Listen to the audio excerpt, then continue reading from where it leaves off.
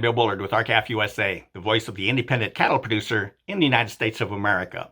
Well, it was last March when, out of the blue, the U.S. Department of Agriculture's Animal and Plant Health Inspection Service, or APHIS, issued a proposed rule to allow the importation of fresh beef into the United States from the South American country of Paraguay. Now, the problem with Paraguay is that it is not free of foot and mouth disease, or FMD, which is a highly contagious foreign animal disease that affects cattle, sheep, hogs, and cloven-footed wildlife. Now, the United States eradicated foot and mouth disease back in 1929 when an Argentinian cruise ship unloaded the dangerous foot and mouth disease virus in a port in Los Angeles. And since that time, the U.S. has maintained strict import controls to prevent the reintroduction of foot and mouth disease into the United States. Well, that is until about the past decade, when APHIS began to systematically relax those stringent controls. And so it is that the United States now imports fresh beef from several countries that are not free of foot and mouth disease. They include Namibia, Africa, Uruguay, Argentina, and Brazil. And last year, our illustrious government proposed to include one more, Paraguay. So we objected to APHIS's proposed Paraguay rule in our formal comments to the agency. We argued that the proposed rule constitutes an unnecessary and avoidable risk of introducing foot and mouth disease into the United States, which would adversely affect America's cattle producers and consumers. But there's something very different about the proposed Paraguay rule. You see, it was rushed. It was a last-minute decision made by APHIS, and it was placed on a fast track for APHIS's approval, regardless of what ours or anyone else's formal comments said about the rule. And here's evidence that the Paraguay rule was a last-minute rush job by APHIS. You see, APHIS is obligated to conduct risk analyses that include on-site visits before proposing rules to allow high-risk beef into the United States. And for Paraguay, APHIS relied on a nearly decade-old site visit and a 5-year-old risk analysis to base its decision. Now, using such outdated information is unprecedented when it comes to APHIS's efforts to allow beef from foot and mouth disease-affected countries.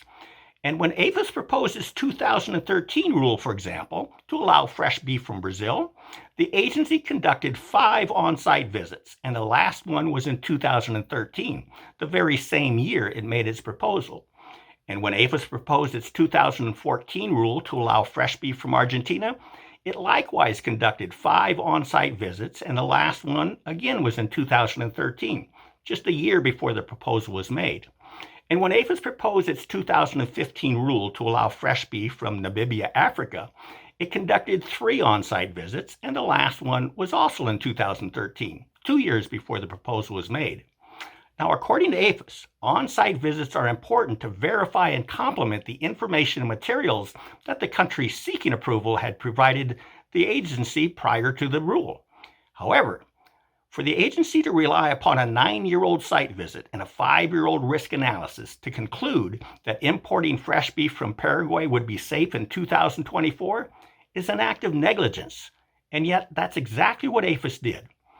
And it seems that this is a political rule supported by the White House to achieve some geopolitical goal, as it clearly bypassed APHIS's scientific methodology for conducting timely risk evaluations. Fortunately, something is being done about this. Senators John Tester, Democrat from Montana, and Mike Rounds, Republican from South Dakota, have introduced a bipartisan resolution under the Congressional Review Act that would nullify APHIS's irresponsible rule to allow fresh beef from Paraguay. Now, this isn't normal legislation. The senators are making use of a mechanism that allows Congress to overturn irresponsible rules adopted by federal agencies, as is the case here. So this Congressional Review Act resolution, when passed, will ensure that APHIS's Paraguay rule shall have no force or effect, meaning Paraguayan beef will remain banned from importation into the United States. And unlike normal legislation, this resolution is on a specific time schedule. It must remain in the Committee of Jurisdiction, and in this case, it's likely the Senate Agriculture Committee, for 20 calendar days. After 20 calendar days, it can be discharged from the committee under a petition signed by at least 30 U.S. senators. Once discharged from the committee, the resolution goes to the Senate floor, where it must be voted on within 40 days. And we need your help to protect America's ranchers and consumers from this high-risk beef from Paraguay. And here's what you can do. Call your 2 U.S. senators and urge them to sign the discharge petition for the Joint Tester Rounds resolution that will overturn APHIS's final rule that allows the importation of fresh beef from Paraguay. Tell your senators they can call either Senator Tester's office or Senator Rounds' office to be included on the discharge petition. And once the joint resolution hits the floor of the Senate, it requires only a simple majority to pass. So we hope you will help us make this happen. With that, have a productive week. Thank you and goodbye.